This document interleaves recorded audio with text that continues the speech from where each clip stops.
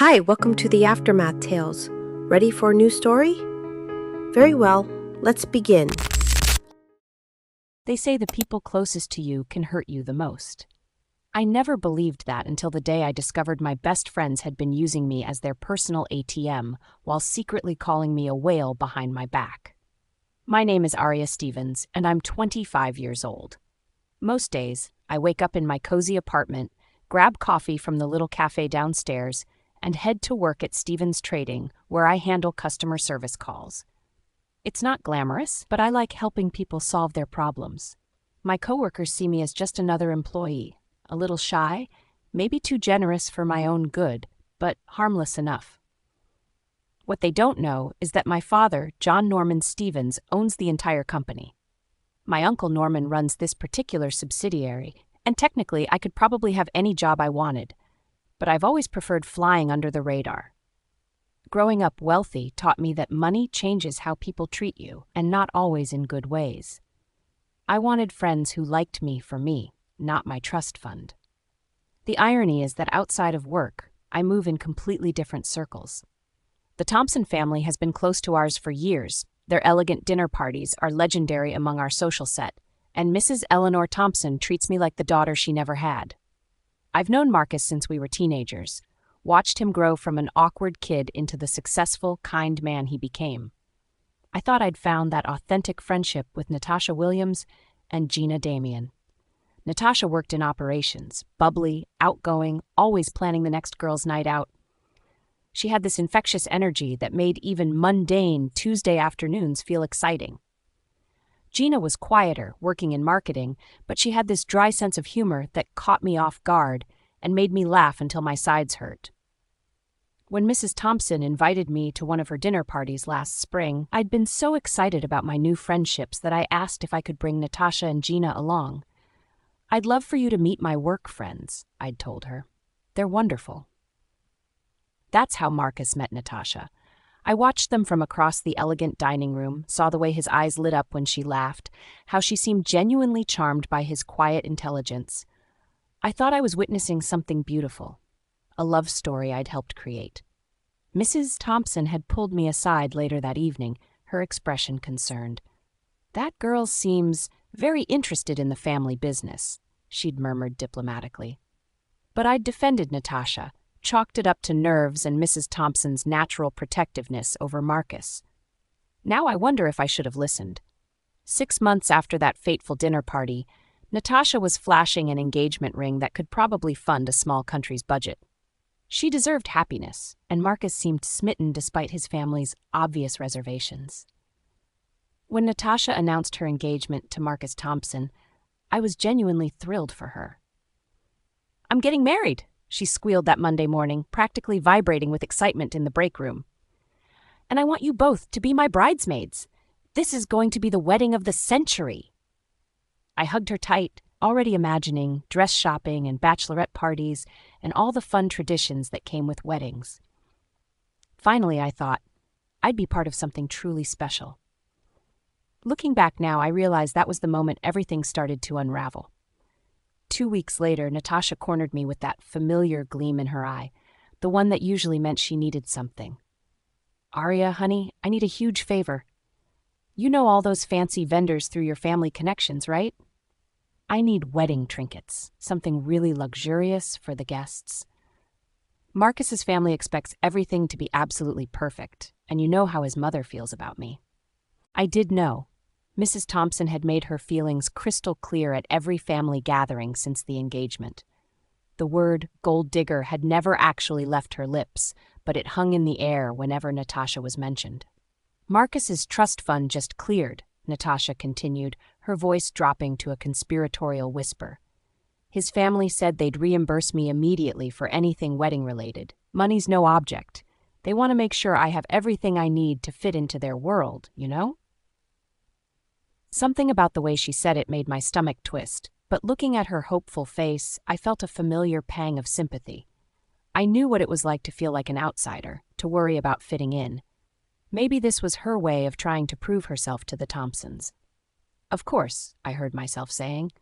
"I'll reach out to some vendors I know." Her face lit up like Christmas morning.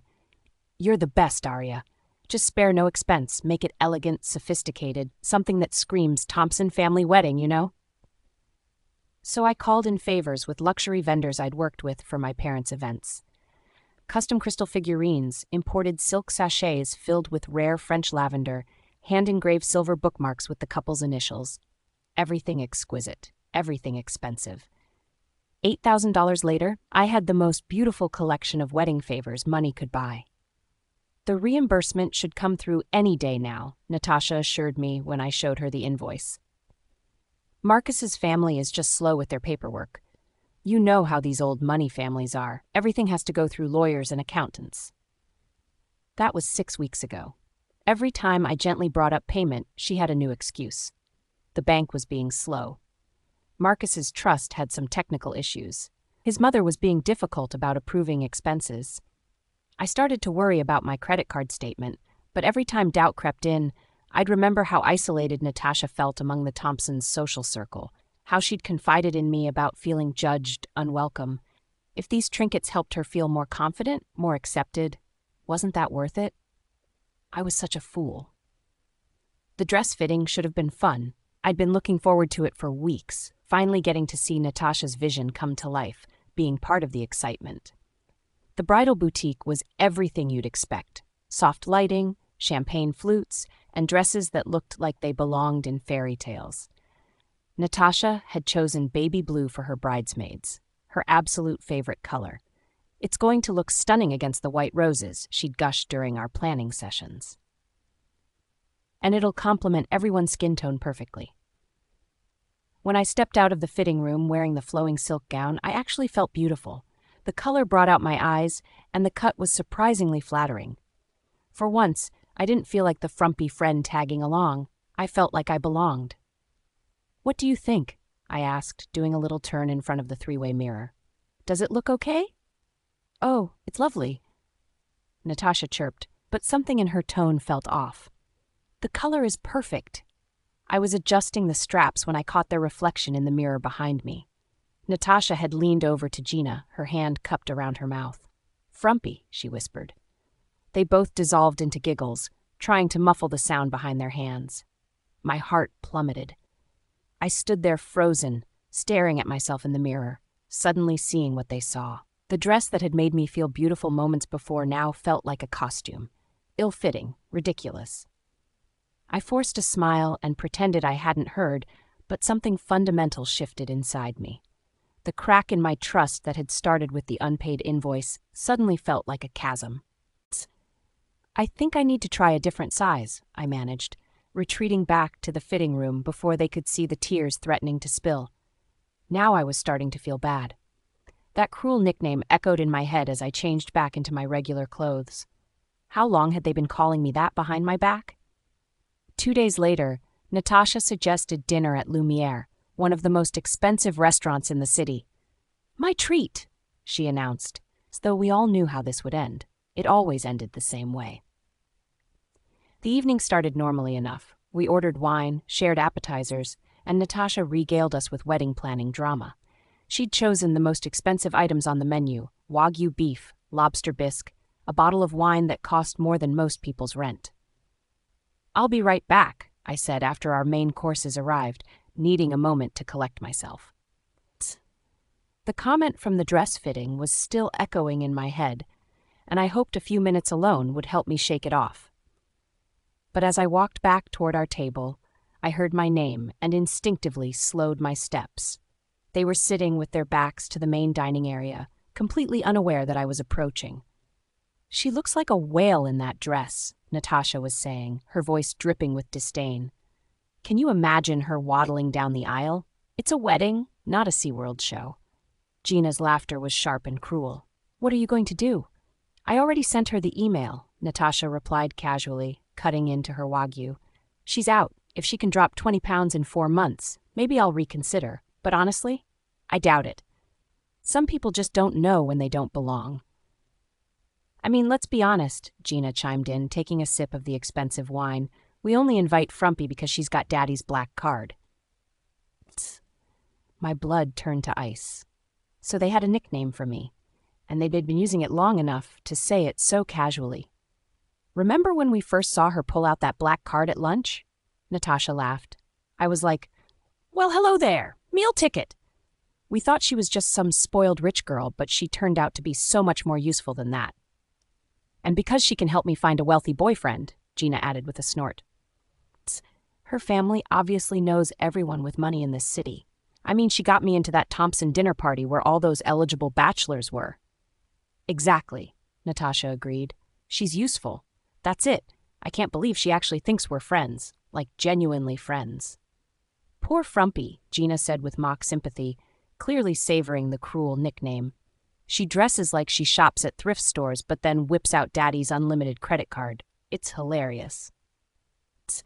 She probably thinks we actually like her, Natasha continued, as if we'd ever be friends with someone like that if she wasn't paying for everything. I mean, look at her. She has no style, no confidence, nothing interesting to say. But that black card? That makes up for a lot. I stood there for what felt like hours, but was probably only 3 minutes, listening to them dissect every aspect of our so-called friendship. The expensive dinners I'd paid for, the connections I'd shared, the genuine care I'd shown when Natasha was almost evicted. It had all been calculated manipulation from the moment they spotted my father's black card. I wasn't their friend. I was their personal ATM with social connections. The irony was devastating. They'd been using me because my last name was Stevens, never once connecting it to the company name on their paychecks. They thought I was just some random rich girl, completely oblivious to the fact that they'd been mocking their boss's daughter for months. The worst part wasn't the cruelty. It was the casual nature of it, like discussing the weather. These weren't friends venting about a frustrating situation. These were people who had never seen me as anything more than a convenient target they could laugh at behind my back. I turned around and walked straight to the maitre d'. "Excuse me," I said quietly, my voice surprisingly steady. "I need to pay for my portion of Table 12's bill separately. Just my meal." He looked surprised but processed my payment without question. As I signed the receipt, I made one more request. Please let them know they'll need to handle their own check for the rest. Then I walked out, leaving them completely unaware that their meal ticket had just evaporated. I made it to my car before the tears started. Sitting in the parking garage, I felt more stupid than hurt. Frumpy. They'd been calling me Frumpy this entire time, laughing about my clothes, my appearance, my naivety. How had I missed all the signs? How had I convinced myself that people who only called when they needed something actually cared about me? My phone buzzed with an email notification. For a wild moment, I hoped it might be an apology. Maybe Natasha had realized I'd overheard and wanted to explain. Instead, I found the most brutal email message I'd ever received. "Hi, Aria. I've been thinking about the wedding party, and I've decided to make some changes. After seeing how the dress fits, I think it's best if you step down from being a bridesmaid. If you can lose 20 pounds over the next 4 months, we can discuss you rejoining the party. It's nothing personal. I just want everything to be perfect on my special day. I'm sure you understand. XOXO Natasha." I read it 3 times, each pass making me angrier. Nothing personal? She was literally telling me I wasn't good enough to stand next to her because of how I looked, and that casual XOXO at the end like she was doing me a favor. My fingers moved across my phone screen before my brain could catch up. Subject: wedding update, invoice attached. "Hi, Natasha. Thank you for your email regarding my exclusion from your wedding party. I appreciate your honesty about not wanting a whale in your wedding. Wouldn't want to confuse it with a SeaWorld show. Since you've decided I don't belong in your perfect day, I assume you also don't want trinkets purchased by someone so visually offensive. Please find attached an invoice for $8,000 for all wedding giveaways I purchased at your request. Payment is due by 5 p.m. tomorrow. Or we can discuss this matter in small claims court, where I'm sure the judge would find your SeaWorld analogy as charming as I do. P.S. I've already settled my portion of tonight's dinner with the restaurant. I'm sure 2 independent, successful women like yourselves can handle covering your Wagyu steaks and premium wine selection without any help from this whale. Best regards, and congratulations on finding someone willing to marry you, Aria." I hit send before I could second-guess myself, then sat back and waited for the chaos to unfold. Back at Lumiere, Natasha and Gina were still blissfully unaware of the storm heading their way. They'd moved on from mocking me to discussing centerpiece options, completely absorbed in their own little world. "I think the white orchids will be more elegant than roses," Natasha was saying, gesturing with her wine glass. "More sophisticated. Marcus's mother will appreciate the—" Her phone buzzed with an email notification. "Ugh, probably another vendor," she muttered, glancing at the screen. Then her face went completely white. "What?" Gina asked, noticing the sudden change. "What's wrong?" Natasha's eyes were scanning frantically back and forth as she read. "Oh my God! Oh my God! What's wrong?" Gina repeated, leaning forward. She knows," Natasha whispered, her voice barely audible. "She knows everything." "What do you mean she knows?" "Knows what?" "The email. She mentioned the SeaWorld thing. She heard us." Natasha's hands were shaking as she held her phone. "And she wants $8,000 by tomorrow, or she's taking me to court." They both turned to look at my empty chair for the first time since I'd left for the bathroom, finally noticing that my purse was gone, my coat missing from the back of my chair. "How long has she been gone?" Gina asked, panic creeping into her voice. "I don't know. I thought she was still in the bathroom." Natasha was frantically scrolling through the email again. "She says she already paid for her meal separately. She left us." Before Gina could respond, their waiter appeared with a leather check presenter.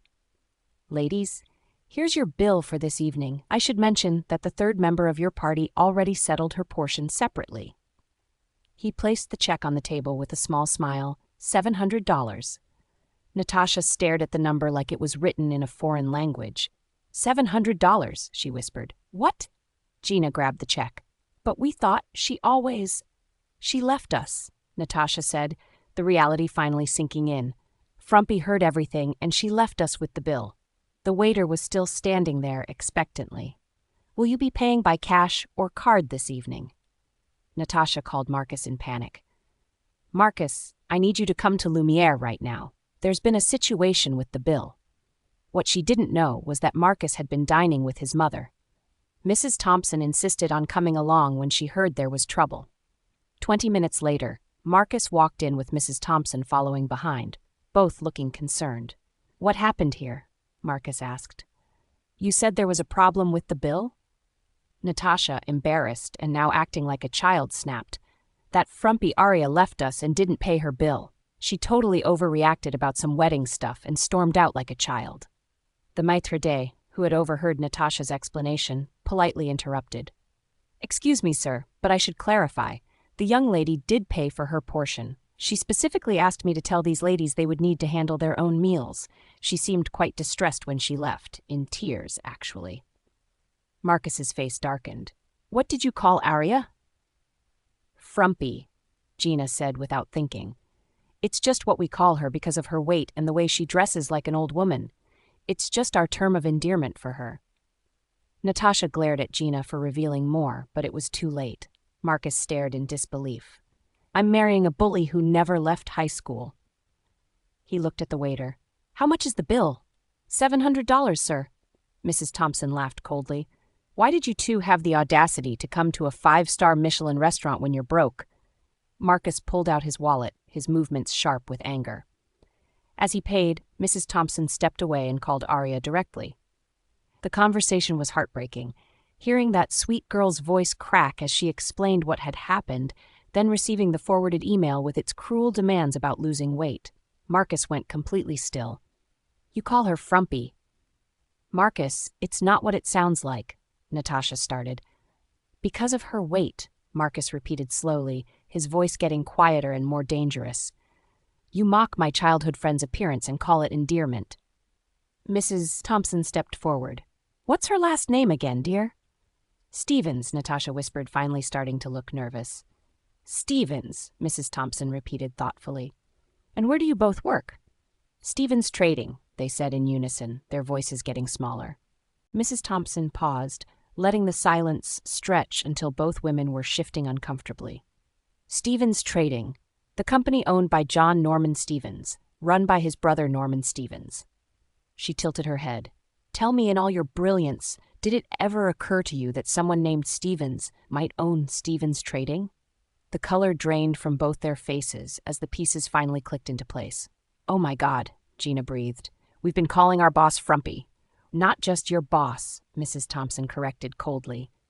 Your boss's niece, the big boss's daughter, the heir to the entire company you work for, the person who will literally sign your paychecks for the rest of your careers, assuming you still have careers after tonight. Marcus was staring at his fiancée like he'd never seen her before. You've been systematically bullying someone I've known since childhood, the same person who introduced us at my mother's dinner party, who was so excited about her work friends that she brought you into our family's social circle. Marcus, we didn't know. You didn't know that Stevens Trading might be owned by someone named Stevens? Marcus's voice was incredulous. After working there for over a year? And that somehow makes the bullying okay? Mrs. Thompson's voice cut through the tension. Marcus, if you marry this woman after what she's done, you get no inheritance. I will not have someone like her carrying our family name or spending our money. Gina, in her infinite stupidity, tried to defend herself. Look, maybe we were a little mean, but Mrs. Thompson's head snapped toward her. I'm sorry. Who are you again? And why exactly are you talking? Gina's face flushed red, and she shrank back in her chair, realizing she had no standing in this conversation whatsoever. Marcus looked at Natasha with disgust. I'll pay Aria the $8,000, but I expect payment from you since we never agreed to those trinkets.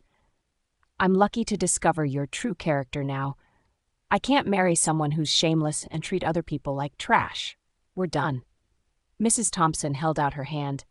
And I'll take back my grandmother's ring. That's a family heirloom, and since you're clearly never going to be family, I want it returned immediately. I refuse to risk seeing a piece of Thompson history end up in some pawn shop when your poor financial decisions catch up with you. Natasha started crying. But it was given to me, she sobbed. Marcus proposed with it. It's mine now. An engagement ring is a conditional gift, dear, Mrs. Thompson said coldly. The condition was marriage into our family. Since you've proven yourself completely unsuitable for that honor, the ring comes back to us. Mrs.